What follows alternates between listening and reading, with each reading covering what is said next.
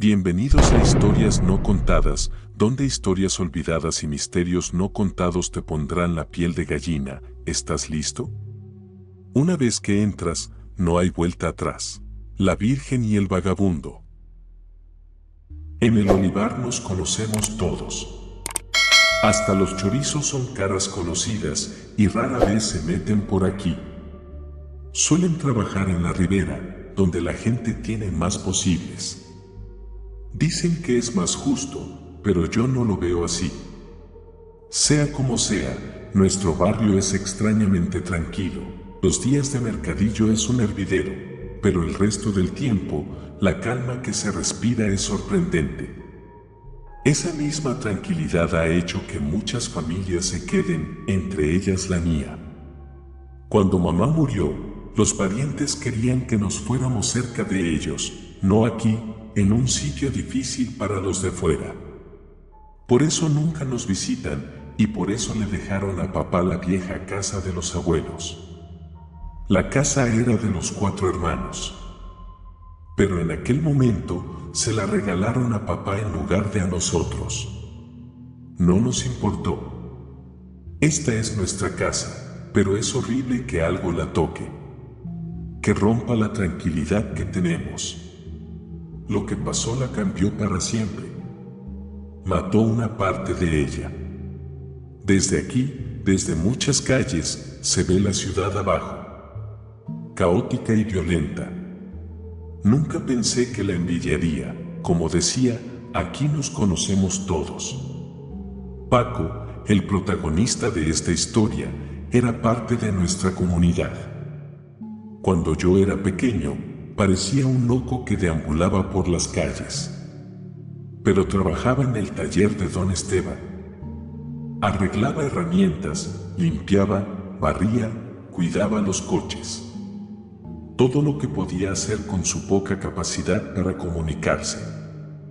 Pero don Esteban enfermó y sus hijos se lo llevaron.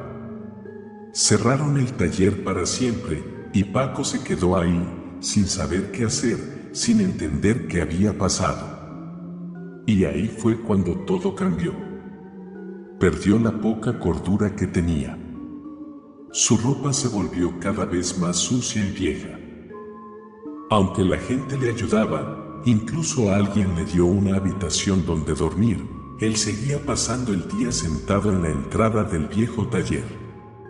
Por la noche, se metía en un descampado, donde se hacía un refugio con cajas de cartón y algunos tablones de madera. Mi hermano pequeño, Javier, solo conocía a Paco como el loco que vive en el valle. Le tenía miedo, porque nunca le había visto trabajar, comunicarse ni divertirse con nadie en el taller. Pobre Paco.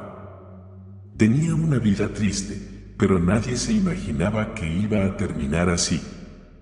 Porque en esta historia, las cosas no mejoran, sino que empeoran. Y empeoran. Porque, claro, os cuento esto porque pasó algo muy raro, algo que muchos de nosotros vimos. Algo muy feo llegó aquí. Una noche, el descampado de Paco ardió casi por completo. Nadie sabe que se incendió en aquella fría noche de invierno. Su pequeña casa de madera y cartón se quemó entre los matorrales. ¿Casita? Suena a mucho. Solo tenía un tablón a modo de techo y algunos más apoyados para hacer las paredes. Si hacía frío, se ponía más ropa y mantas, si hacía calor, se quitaba algunas. Pero esa noche, creo que las capas de ropa y mantas que la gente le daba no fueron suficientes y encendió un fuego cerca de su casa. El fuego se descontroló. Por suerte, los vecinos consiguieron apagar el incendio antes de que llegaran los bomberos. Todo lo que hicieron fue retirar los tablones a medio quemar. Y de alguna manera, de esos tablones empezó todo. Uno de ellos, un tablón grande que apoyaron en la valla del terreno de al lado, tenía una marca hecha por el fuego. Y sí, he visto esos programas donde la gente ve manchas en las tortitas de maíz o en las humedades y piensan que es la Virgen porque lo desean con todas sus fuerzas. Pero os juro que ese tablón parecía de verdad, como si algún artista hubiera dibujado la silueta de la Virgen con ceniza. La silueta estaba perfectamente delineada, con dos trazos claros del mismo color de la madera para completar la imagen, uno que parecía las manos juntas en oración sobre el pecho, y otro que parecía dibujar su manto cubriéndole el rostro. Fue suficiente para que a la mañana siguiente, el lugar se llenara de vecinas cotillas, creyentes o no, alrededor del tablón que Paco intentaba recuperar, que solo quería reconstruir su refugio en otro rincón del terreno. Incluso llevaron al cura para que certificara el milagro, pero nuestro cura, el padre Alejandro, es un hombre joven, de esos que intentan que la gente no caiga en este tipo de creencias fáciles, a veces engañosas. Regañó a las señoras y les dijo que eso se llama pareidolia, que no debían ser crédulas y que mejor volvieran a misa. Se dio cuenta de que muchas de ellas no pisaban la iglesia desde hacía meses.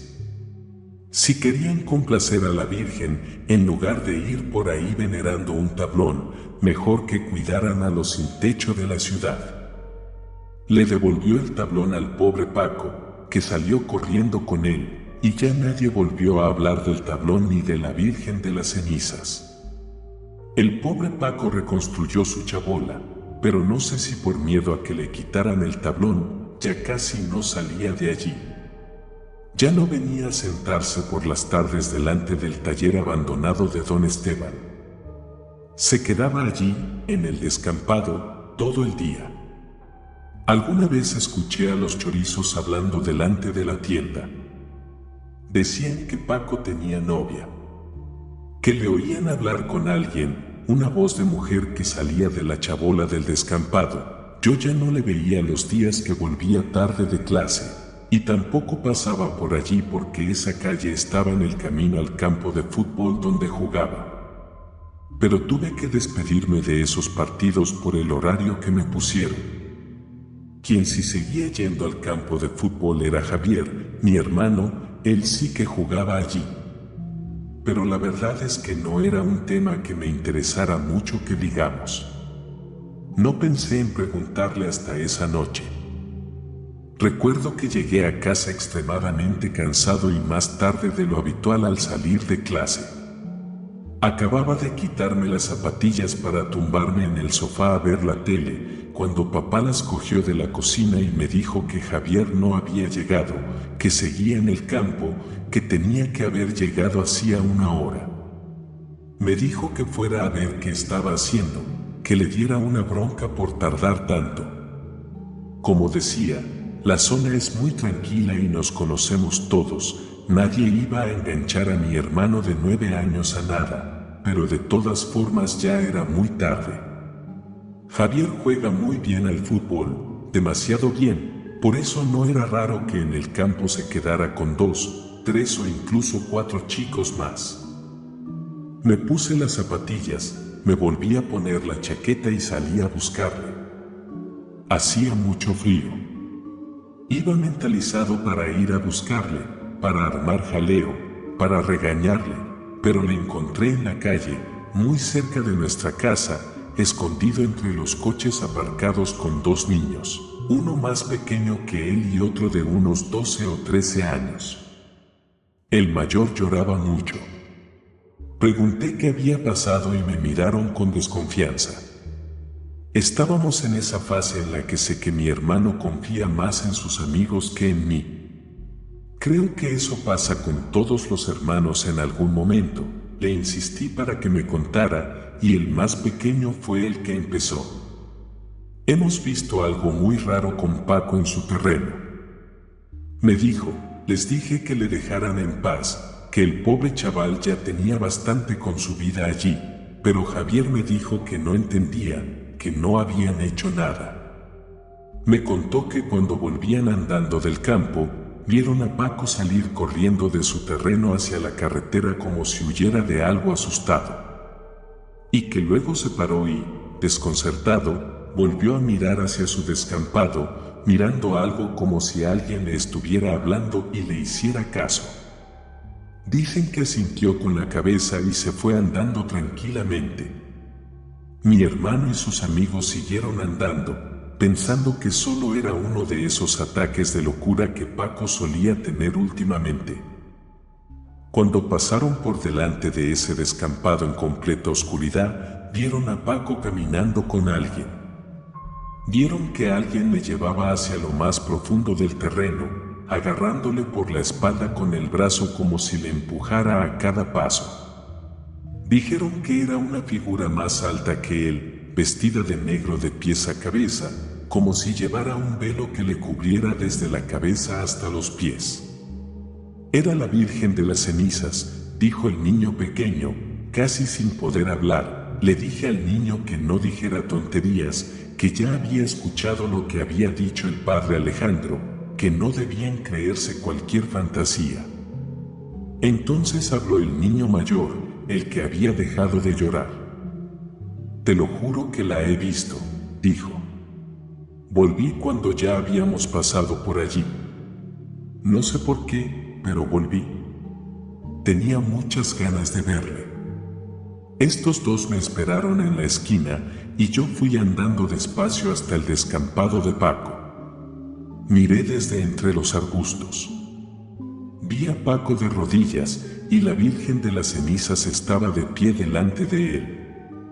Te lo juro por mi madre que tenía cara de calavera. Te lo juro que no tocaba el suelo.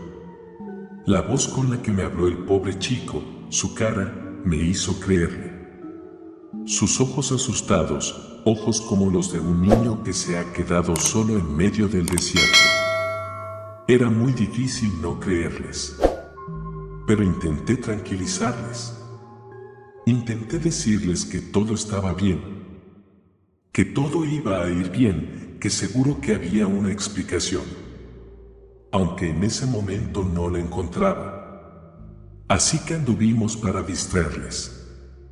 Les acompañamos hasta sus casas y luego volví con Javier y le advertí de que le iban a regañar. De todas formas, le dije que se inventara otra cosa porque papá no se iba a creer eso de la Virgen de las Cenizas. Pero al llegar a casa, no le encontramos. Papá no estaba. Solo estaba la puerta abierta, la de la calle, la de dentro de casa. Y antes de que nos diera tiempo a preguntarnos dónde estaba, escuchamos ladridos de perros y gritos, un escándalo a lo lejos. Y entonces el hombre de enfrente salió de su casa con un cubo de agua. Le dijo a su nieto que se quedara allí, y él se quedó en la puerta. Fui a preguntarle a dónde iba. Paco está ardiendo, dijo. El descampado. Creo que ese maldito sitio lleno de basura y de todo lo que el pobre Paco metía para refugiarse siempre fue una bomba de relojería. Sabía que cualquier día iba a volver a incendiarse. Le dije a mi hermano con la mayor calma que pude que iba a ayudar. Estaba seguro de que lo controlarían antes de que llegaran los bomberos, pero de todas formas iba a ir para evitar que papá se acercara demasiado al fuego. Javier me miró con los ojos llorosos, como si supiera algo que yo no sabía. Fui andando rápido hacia el descampado de Paco, pero los gritos de la gente eran cada vez más fuertes, y los vecinos de cerca y los de lejos corrían desesperados hacia allí. Empecé a correr también, primero al ritmo de los vecinos, luego más rápido que todos. Parecía que algo horrible había pasado.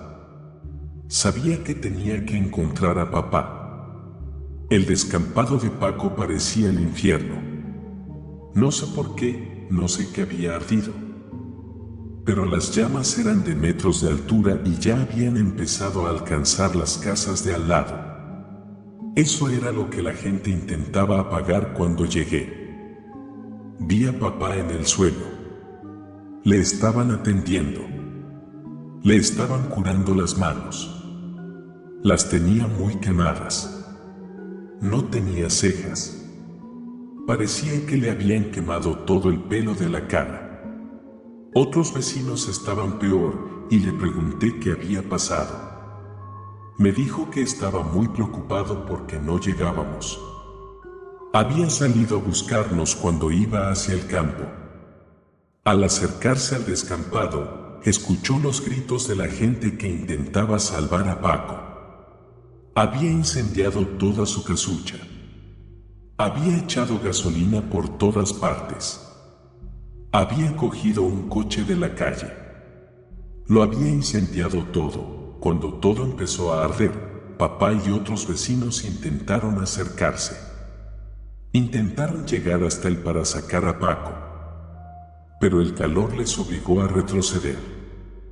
Los gritos de los vecinos que vieron a Paco arder sin inmutarse, arder completamente allí. Esos gritos siguen ahí, siguen grabados de una forma que creo que todavía se pueden oír hoy. Paco ardía sin inmutarse, sin gritar, como si no le doliera, o como si no sintiera, o como si no pudiera moverse. Al menos los bomberos llegaron a tiempo para que el fuego no se extendiera a las casas de al lado. Nunca le conté a papá lo que Javier había visto la noche anterior, ni creo que él se lo contara. Y eso es, si algo murió en el barrio esa noche, algo también murió en mi hermano, que desde ese día se volvió extremadamente callado. Y que desde ese día, casi nunca sale de su habitación. Y yo nunca le he contado a mi hermano lo siguiente, lo que papá vio, lo que los que llegaron primero vieron, una sombra entre las llamas, de pie delante de Paco, delante de su cuerpo que seguía de rodillas hasta que casi se consumió. Nadie sabe de quién es ese terreno, pero nadie lo quiere. De hecho, lo han cerrado con un muro que han ido construyendo poco a poco los vecinos. Ese descampado no tiene entrada. Está oculto. La gente que pasa por delante mira hacia otro lado, como si quisiera olvidar lo que pasó allí. Los que murieron en el olivar, gracias por escuchar esta historia hasta el final. Quizás, al caer la noche, los sonidos y las sombras que os rodean ya no sean los mismos. Quizás, al salir a la calle, veáis una sombra fugaz en la distancia, o escuchéis susurros del viento que traen cosas extrañas. Recordad que hay historias que nunca se cuentan, pero que nos persiguen para siempre. Que descanséis. Si podéis.